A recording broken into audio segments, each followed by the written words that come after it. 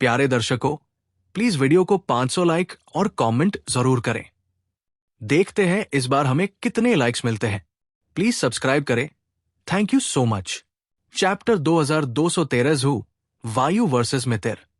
मितीय की एबिलिटी टूट चुकी थी और उसका विशाल तूफानी भंवर पल भर में नष्ट हो गया। उसने अपनी आंखें सिकोड़ ली और दूर देखने लगी, पूरी तरह मानव कॉलिशन फोर्सेस को नजरअंदाज करते हुए, क्योंकि उसी पल उसने देखा कि एक मानव लड़की धीरे धीरे आसमान से नीचे उतर रही है। उसके लंबे काले बाल थे और आंखें उतनी ही शांत जितना ठहरा हुआ पानी।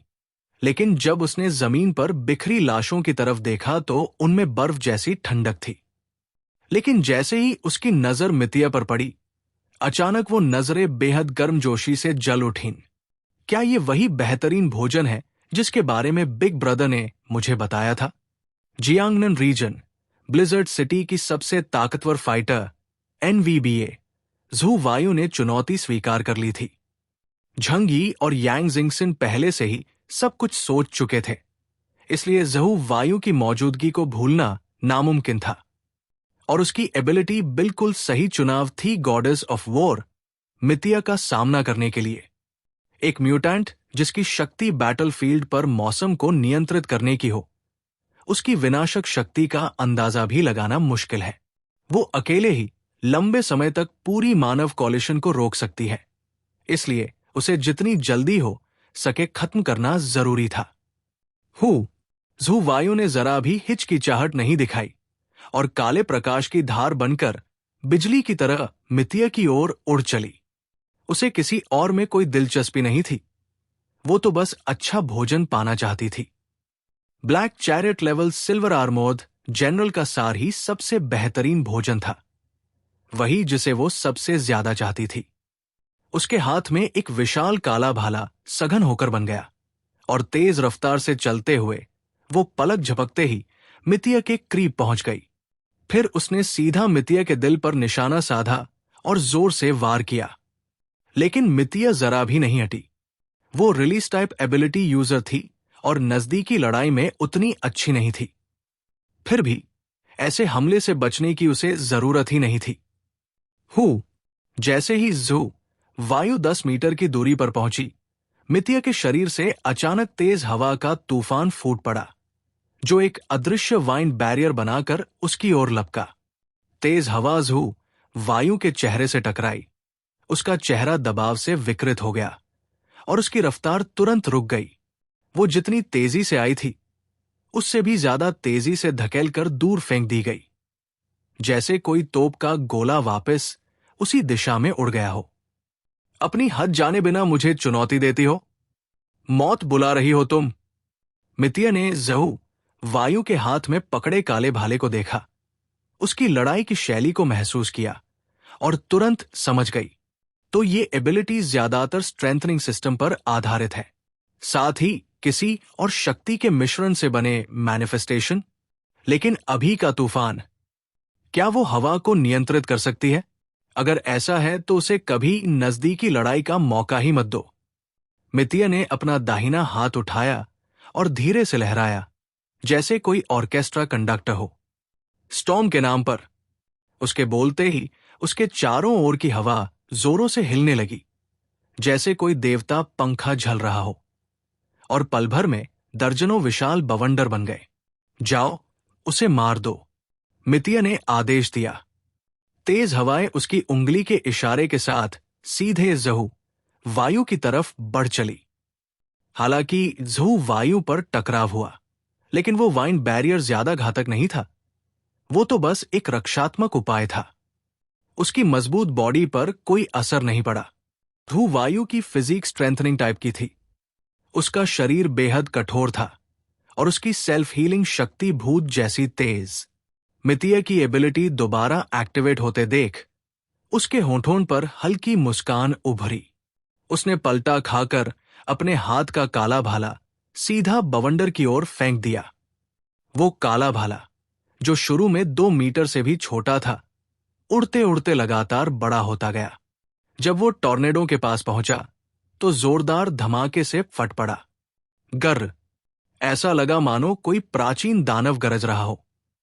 काली ऊर्जा फटकर एक उथल पुथल भरा तूफान बन गई, जिसने सीधे टॉर्नेडो की दिशा को बिगाड़ दिया। मौसम से जुड़ी एबिलिटीज ज्यादा नेचर को मैनिपुलेट करने पर आधारित होती है।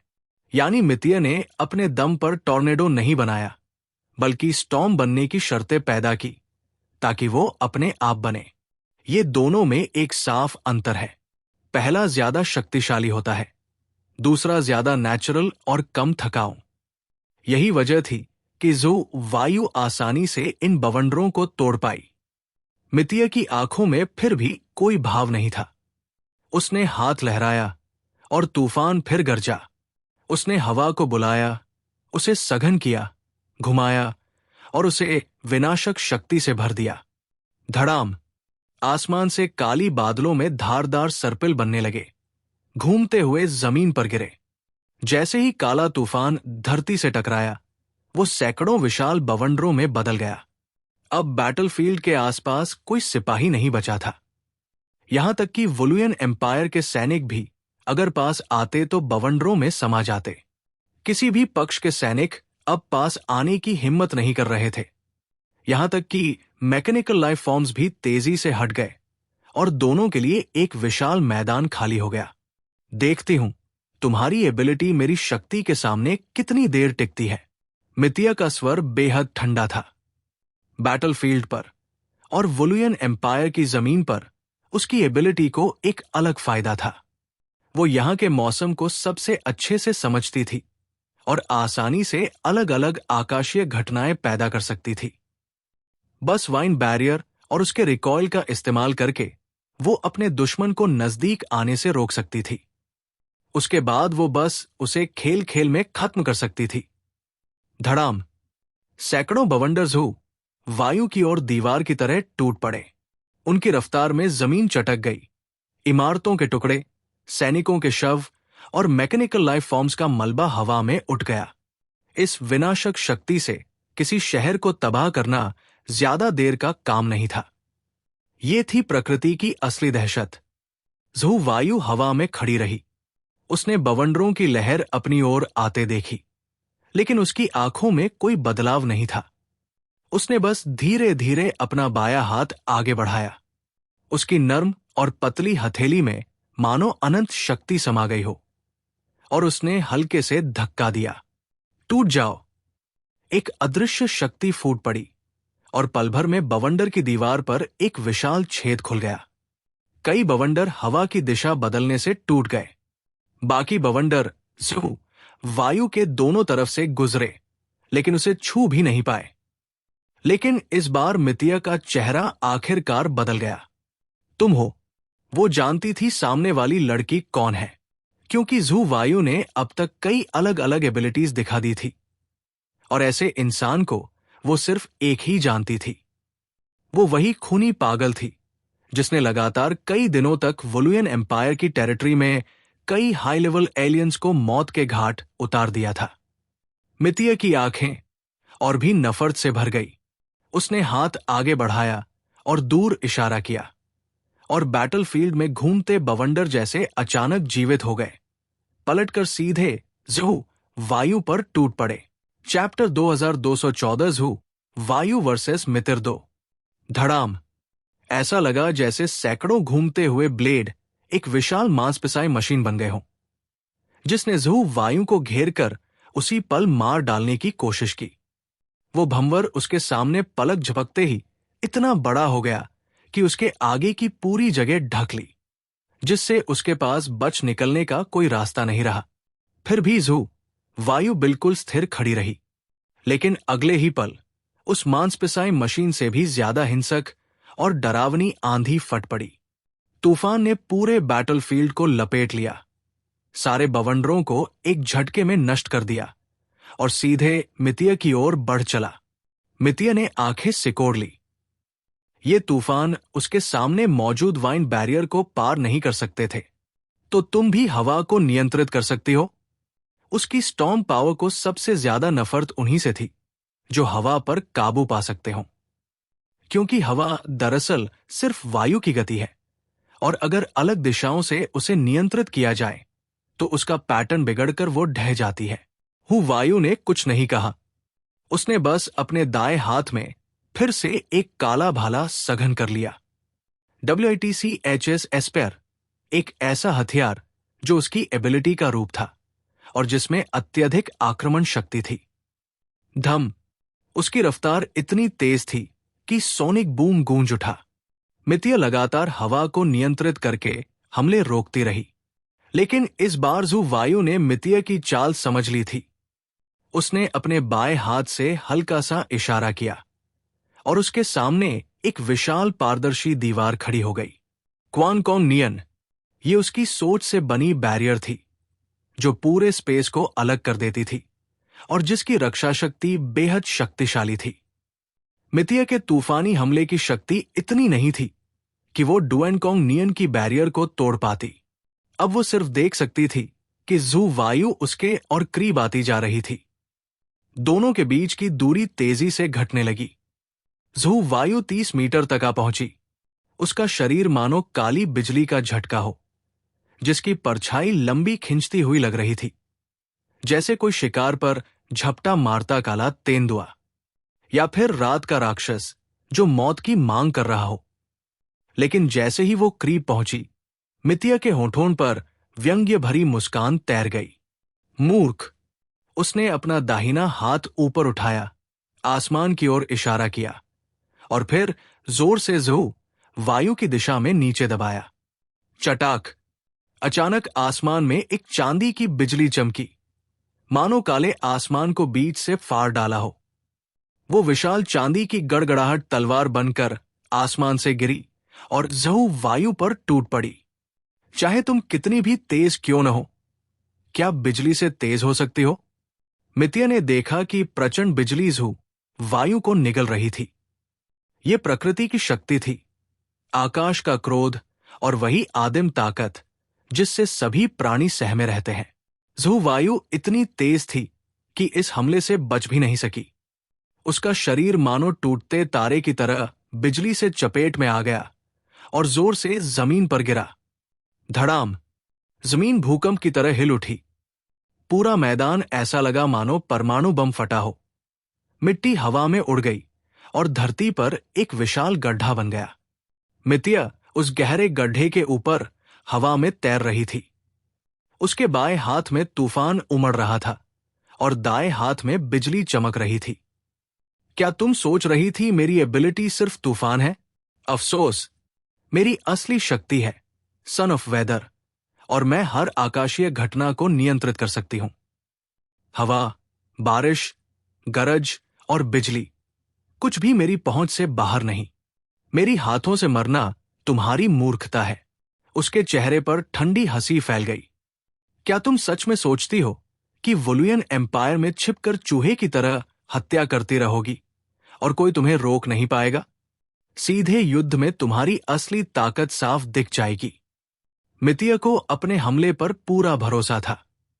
चाहे वो सामने खड़ी काली पोशाक वाली इंसान लड़की को मार न पाई हो, लेकिन जरूर उसे बुरी तरह घायल कर देगी।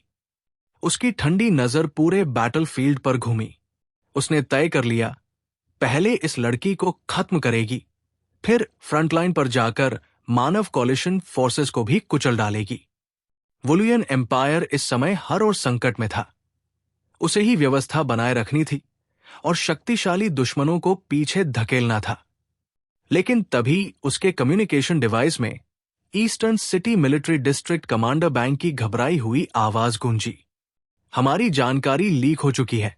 वो हमारी एबिलिटीज के बारे में पूरी तरह जानते हैं, सावधान रहो। मितिया एक पल के लिए चौंक गई। उनकी एबिलिटीज लीक हो चुकी थी? इसका मतलब जो कुछ उसने दिखाया था वो सब पहले से दुश्मन की योजना में शामिल था।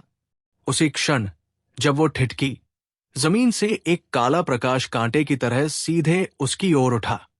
मितिया ने दांत भींचे और तुरंत होश में आकर अपने दाएं हाथ की बिजली की शक्ति को ऊपर उठाया।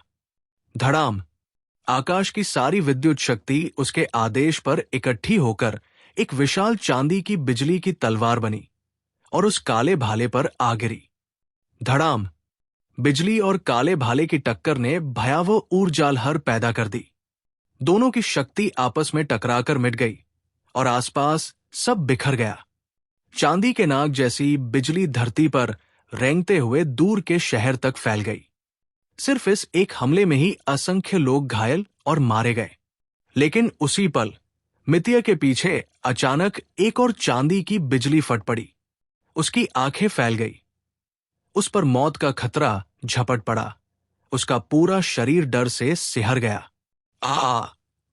बिजली सीधी उसकी पीठ पर गिरी और उसे दूर फेंक दिया। वो शारीरिक युद्ध में अच्छी नहीं थी, इसलिए इस वार से बुरी तरह घायल हो गई। भले ही उसने जल्दी से वाइन बैरियर एक्टिवेट कर लिया था, लेकिन उसकी पीठ पर बड़ा सा खून से लथपथ घाव रह गया। उसकी हालत बेहद दयनीय थी। मितिया दर्द से कांपते हुए हवा में पीछे हट गई। उसने तुरंत अपने शरीर में दवा का इंजेक्शन लगाया, लेकिन उसकी नजरें अब भी जमीन पर टिकी थी। धुएं और मलबे के बीच से जू वायु धीरे धीरे बाहर निकल आई। लेकिन जहां मितिया का हाल बेहाल था, वही जू वायु पूरी तरह सुरक्षित दिख रही थी। अभी जब मितिया ने बिजली का हमला किया था, जू वायु ने भी उसी वक्त अपनी एबिलिटी एक्टिवेट कर दी थी। एक और लाइटनिंग अटैक उसने नीचे से छिपाकर छोड़ा था, इसलिए मितिया को पता ही नहीं चला, और जब तक उसे एहसास हुआ, बहुत देर हो चुकी थी। तुम सच में। मितिया ने दांत भींचे। उसका खूबसूरत चेहरा अब क्रोध से विकृत हो चुका था। वो कहना चाहती थी कि सामने वाला भी बिजली की शक्ति पर काबू रखता है।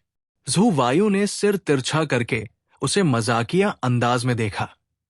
तुम्हारी एबिलिटी की असली ताकत है कि तुम आकाशीय घटनाओं को नियंत्रित कर सकती हो, है ना? आसमान और धरती की शक्ति से दुश्मनों को मार सकती हो। लेकिन मेरे पास एक सवाल है, तुम कितनी सेलेस्टियल घटनाएं नियंत्रित कर सकती हो? कुछ या दर्जनों? मितिया की आंखें चौड़ी हो गई।